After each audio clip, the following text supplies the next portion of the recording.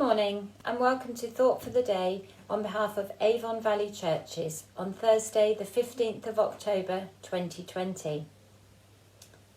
As the weather gets colder and the evenings start to draw in, our thoughts naturally turn to harvest, a topic which I'm sure you've heard quite a lot about recently, and so I do not intend to talk about harvest per se. I'm going to share my thoughts with you on an Old Testament passage that was read in the harvest services, Deuteronomy 26, 1-11. The title of this Old Testament book, Deuteronomy, comes from the Greek translation and implies a second law-giving. It is, however, more a restatement of the previous law, with many of the laws given in Exodus 20 being paralleled here. It is also quoted more than 80 times in the New Testament, showing, in my opinion, its great and continued significance for Christians both then and today. These events took place when the Israelites were on the plains of Moab, about to enter the Promised Land in about 1260 BC. The New International Version reads as follows. When you have entered the land the Lord your God is giving you as an inheritance, and have taken possession of it, and settled in it, take some of the first fruits of all that you produce from the soil of the land the Lord your God is giving you, and put them in a basket. Then go to the place the Lord your God will choose as a dwelling for his name, and say to the priest in office at that time, I declare today to the Lord your God that I have come to the land the Lord swore to our ancestors to give us. The priest shall take the basket from your hands and set it down in front of the altar of the Lord your God. Then you shall declare before the Lord your God, my father was a wandering Aramean, and he went down into Egypt with a few people and lived there, and became a great nation, powerful and numerous. But the Egyptians mistreated us and made us suffer, subjecting us to harsh labour. Then we cried out to the Lord, the God of our ancestors, and the Lord heard our voice and saw our misery, toil, and oppression. So the Lord brought us out of Egypt with a mighty hand and an outstretched arm, with great terror and with signs of wonder. He brought us to this place and gave us this land, a land flowing with milk and honey. And now I bring the first fruits of the soil that you, Lord, have given me. Place the basket before the Lord your God and bow down before him. Then you and the Levites and the foreigners residing among you shall rejoice in all the good things the Lord your God has given to you and your household. So what do I think this passage is really telling us? It seems to me that it is talking about cultivating thankfulness. After 40 years of wandering in the wilderness, it is finally time for the Israelites to enter the Promised Land. And in this passage, Moses is speaking to them on the eve of the invasion. As well as repeating the law, Moses is also reminding the Israelites of the whole story, of how God has provided for them whilst bringing them to the Promised Land. Moses is in fact reminding them to be thankful to God. He did not ask much of them. They only needed to bring a basket of the first things they harvested on the land. I think the basket's important, as God is only asking for a small offering, not the whole harvest.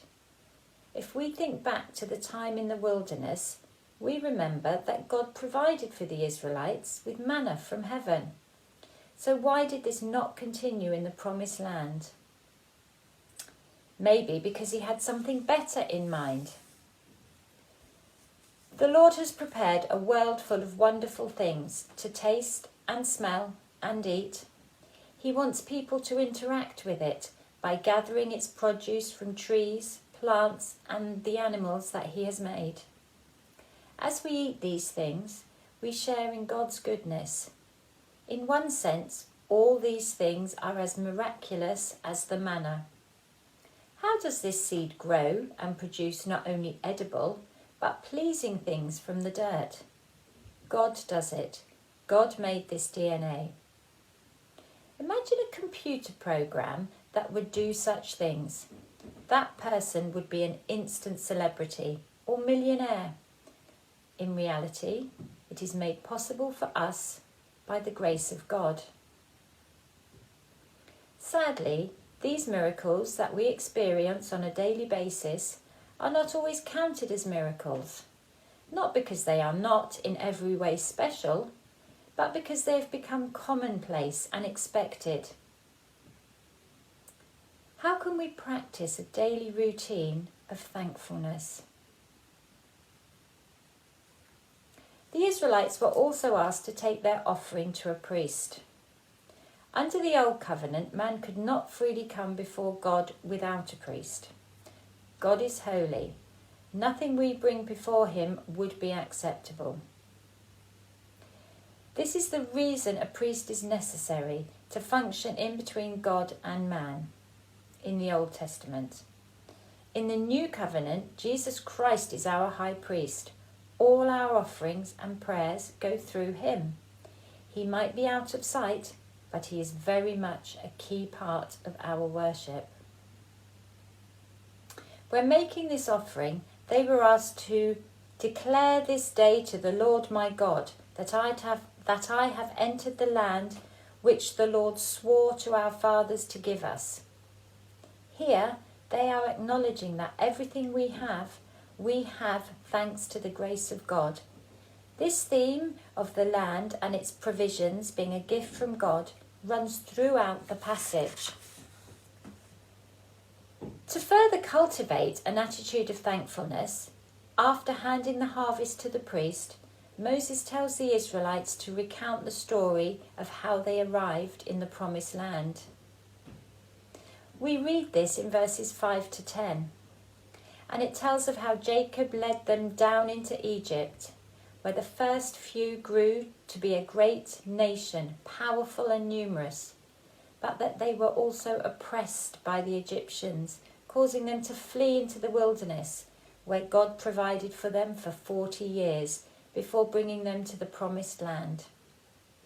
In so doing, they are not only being reminded of the redemptive events and the blessings of nature, but also that they are given by the grace of God and supported by historical fact.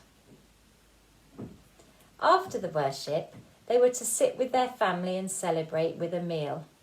Now Moses was very clear that they should invite the Levites and the foreigners in their town. No one should be left out. To put this in 21st century parlance, life is a corporate existence made by and for the sake of each member, regardless of background or belief. Life today is, however, very, very different from in Bible times, when the success of the harvest quite literally meant life or death. Harvests then truly were a gift for God and not bought at the supermarket.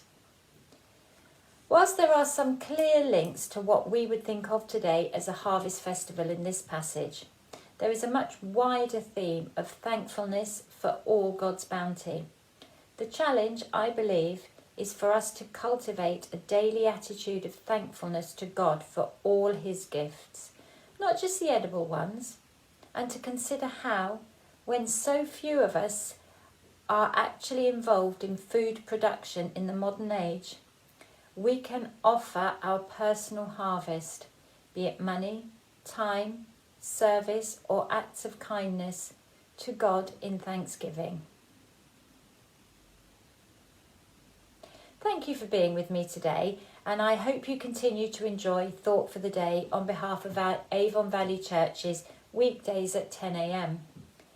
If you have not tuned in before, we also have Saturday Conversation at 10 a.m. and a variety of services on Sunday, as well as a number of online events for children of all ages on the Children, Youth and Families page.